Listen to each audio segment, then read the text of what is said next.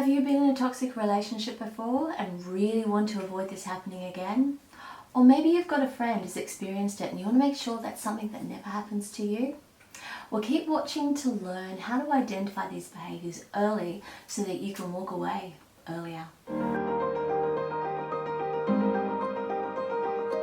I'm Rachel Wood, relationship and life coach and founder of Creative Pathways Coaching. Check out the info in the description below about what resources we can offer you, including courses to increase your confidence and self-worth so that you're in the best possible position to find a healthy relationship. So let's begin. We all can think of one relationship or friendship where we identify as toxic or had some toxic elements. I don't know about you, but I've felt like a fool on many occasions when I've not identified these behaviours and just sort of responded in the way they wanted me to. If you felt like this too, remember that it's human and natural to believe the good in others. It's better to continue this belief than to become cynical regardless of the provocation. I will mention later some of the things you can do to minimize the possibility of attracting a toxic person. But let's get into what is toxic behavior.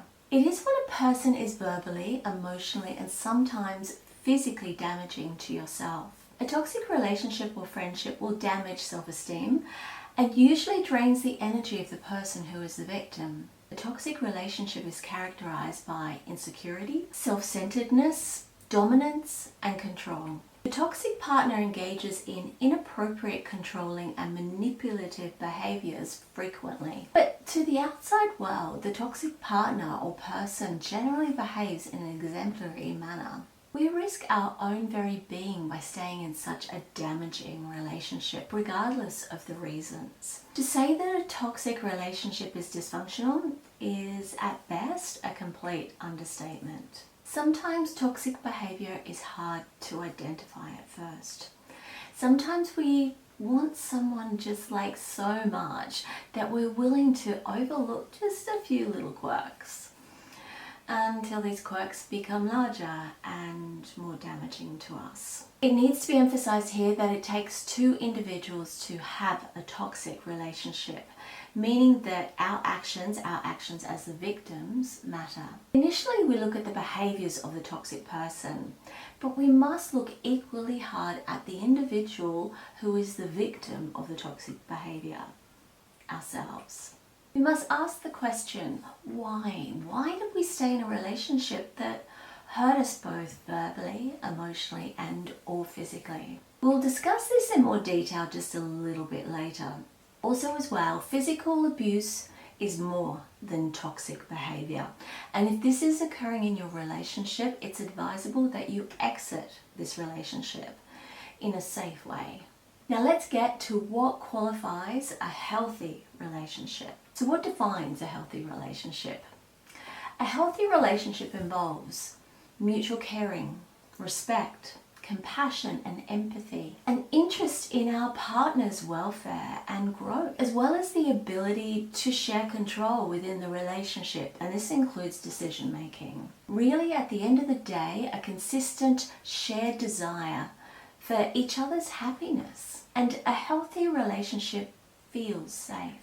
It is where we can be ourselves without fear, a place where we feel comfortable and secure. A healthy relationship will tend to build up our self-esteem and emotional energy. So let's now begin to look at how you can identify a toxic person straight away so that you can avoid the damage to your well-being. Number one, sometimes they come on too strong at the start. Now, even though it's not quite love bombing, click up here for more on love bombing. It can still be the first signs of a toxic person or a toxic individual.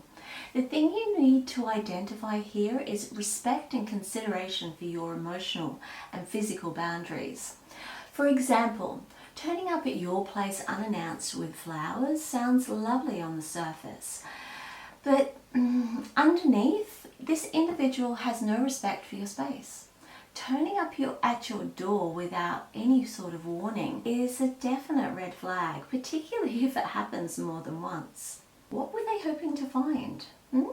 Number two, Inappropriate touching. This again is about your boundaries, but touching you in a way where you aren't comfortable. After you've either pulled their hand away or told them that you don't like being touched in public, it seems on the surface like they can't get enough of you, but underneath there's a massive sign that they have no respect for your boundaries. Number 3, saying something really offensive. So, for example, say you're talking about your younger sister and he says, "Hey, does she look like you? Maybe I can get a 2-for-1 package." Then when you react, he laughs and says, "Ha ha ha," joking, "ha ha ha." This one is a little insidious. It has a flavour of negging to it by pushing your boundaries to see how much you'll tolerate, how much they can put you down and get away with it. Number 4, having no interest in you or your life. This means they're just talking about themselves, including past relationships, bad stuff at work, anything but not listening to you. When you try and talk about something in your life, their attention drifts off or they check their phone. Now, be aware that sometimes, particularly men, will like to boast a bit about themselves, so make sure you aren't confusing this at all. Number 5, on the same theme as number 4, they bitch about their ex or keep talking about their ex, losing them, the pain, etc. It's important to show some vulnerability when you are getting to know someone at first, but offloading your emotional baggage is a bit different, and I would definitely avoid that one. Number 6, playing the poor me or the victim. So for them to be talking about past situations or even current ones where they are constantly the victim, complaining about their job, friends, or any part of their life all the time. Very similar to number 4 and 5, it's all about them and it's not about you at all.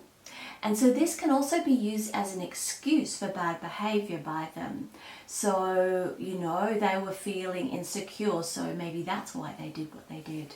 Again, I would avoid this one. Now, there are even more things to avoid or to watch out for that will take another video to cover. So check out part 2 of this subject coming up next week. So if you like this video, please give it a thumbs up and subscribe to our channel below to see future videos.